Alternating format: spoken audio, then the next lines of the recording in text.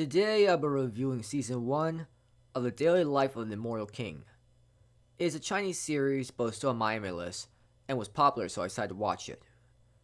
In this series, the main character Wang Ling is all powerful and can pretty much do anything. However, he has to hide his power because if he unleashes his true power, it could be the end of the world. So he tries fitting at school as an average student, but there are times he must use his power in secret. This is another series about an overpowered main character that can do anything. It's just another power fantasy. It's one of those series where the main character is overpowered, but must not let anyone know. There have been other series like this, such as Eminence in Shadow. There's a big difference though between that anime series and this series. The problem with this series is the main character shows no emotions at all. He doesn't really smile, laugh, or show any emotions. The series explains why he can't show emotions, but regardless, it's boring to watch. If he's overpowered, then I want to see him show off his powers in those rare moments in a funny or terrifying way. Instead, he just defeats enemies with no expression on his face. He often saves the day without people knowing it's him. Without any emotions put into it, it can be a bit boring to watch. He can pretty much solve any conflict easily if he really wanted to.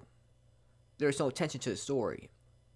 There have been entertaining overpowered main characters before, such as Ainz from Overlord, Anos from Misfit Demon King Academy, and Sid from Eminence in Shadow.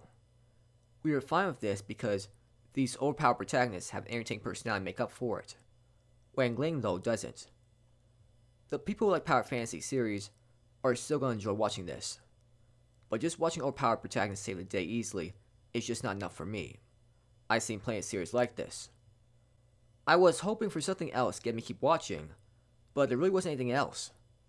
Even the plot is pretty much Wang Ling's daily life at school, and then there's a tournament. Not exactly anything mind-blowing. You pretty much know my opinion of the main character by now. I just find him boring to watch. But even other characters in this show are boring, which you would expect when you have an overpowered protagonist.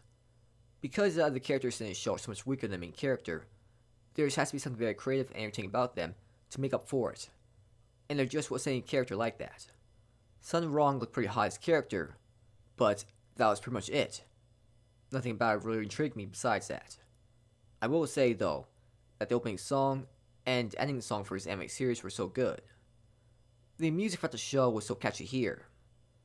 The animation style and the animation looked alright.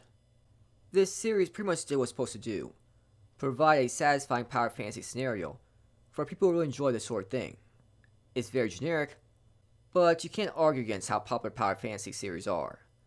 People want to keep seeing this sort of thing, so writers and animation studios make plenty of series like this. I give this series a 5 out of 10. To me, it was an average series.